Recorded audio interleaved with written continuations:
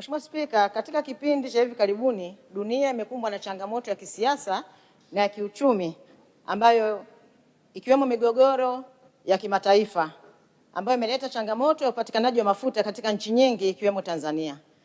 Na hali hii imeleta sintofahamu na athari kubwa za kupanda kwa maisha na gharama za kiuchumi.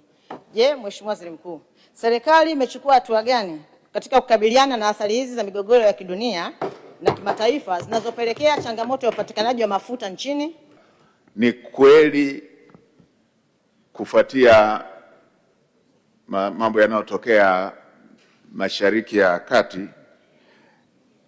kumekuwepo na madhara hasi kwenye uchumi, na si tu kwa Tanzania, Mheshimiwa Spika, ni kwa dunia nzima. Nchi zote duniani zinapata madhara haya.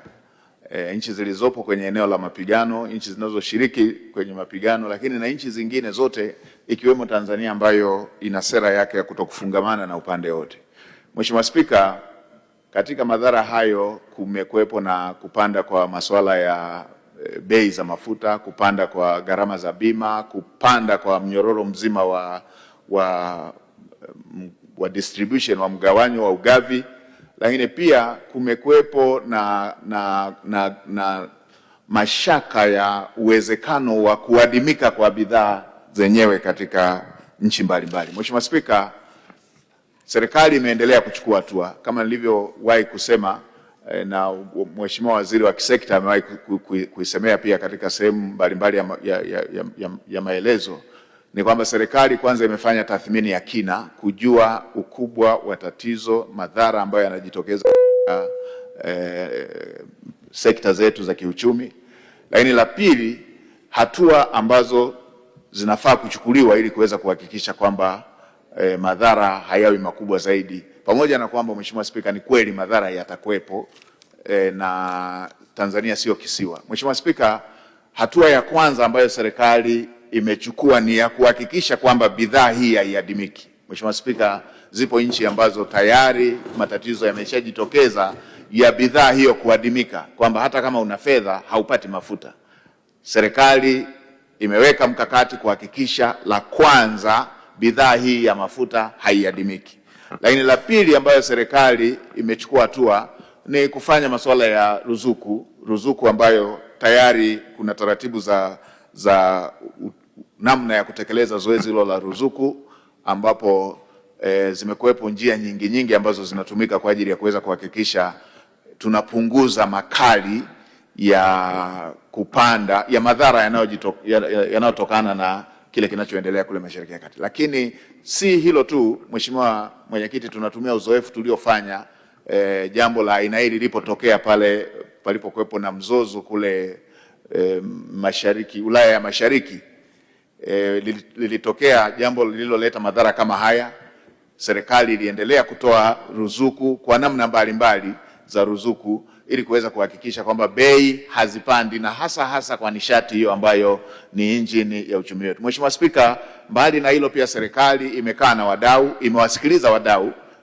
Mheshimiwa Spika, mimi pamoja na mawaziri wa kisekta tulikaa na wadau, wakiwemo wadau wa usafirishaji, ili kuweza kujadiliana nao na kuweza kuhakikisha kwamba tunadhibiti kupanda kwa gharama za usafirishaji, ambapo zikipanda gharama hizo kimsingi itakuwa inaashiria pia kupanda kwa gharama za maisha. Mheshimiwa Spika, tulikubaliana na wasafirishaji kupunguza gharama ambazo wanazipata katika baadhi ya hatua zinazochukuliwa na serikali, ambazo kimsingi si za lazima sana na haziathiri sana mambo ya serikali, ili ikiwa ni namna ya kutoa ruzuku, kwamba tukiwapunguzia gharama hizo, wao watatumia hiyo fedha ambayo walikuwa wanalipia katika baadhi ya maeneo yaliyokuwa yanatolewa maelekezo na serikali, itumike kupunguza bei za gharama za usafiri. Mfano, Mheshimiwa Spika, ulikuwepo utaratibu wa mabasi yote yanapokwenda mikoani lazima yapite kila stendi, hata kama hayana abiria wa kushusha. Tumesema hakuna ulazima wa kila basi kupita kila stendi hata kama halina abiria wa kushusha, ili kuweza kupunguza gharama kwa mabasi haya, na gharama hizo zilizopunguzwa itumike kama ruzuku ya kutokupandisha bei. Lakini sio hilo tu, pia Mheshimiwa Spika, kuna mabasi ambayo yameshatengenezwa ambayo hayana uwezo wa kubeba mzigo mkubwa zaidi, overload, kubeba mzigo mkubwa kuliko uwezo wake wa jinsi ilivyotengenezwa. Mabasi haya pia kila wakati yalikuwa yanapita kwenye vituo vyetu vya kupima uzito, kwenye weighbridge zetu. Walikuwa wanapita hata kama muundo wa basi lake hauruhusu kubeba mizigo mikubwa iliyopitiliza. Wanapanga foleni ndefu, wanachoma mafuta, wanaingia gharama. Tumesema mabasi hayo ambayo kwa utengenezaji wake hayawezi yakabeba mzigo mkubwa kuliko ambao umekadiriwa, hayana ulazima wa kupita kwenye mizani, yenyewe yatapitiliza moja kwa moja ili kupunguza gharama ya kuchoma mafuta na kupandisha gharama kwa wasafirishaji. Lakini sio hivyo tu, Mheshimiwa Spika, hata yale ambayo yanatakiwa kupima uzito tumepunguza vituo vya kupima.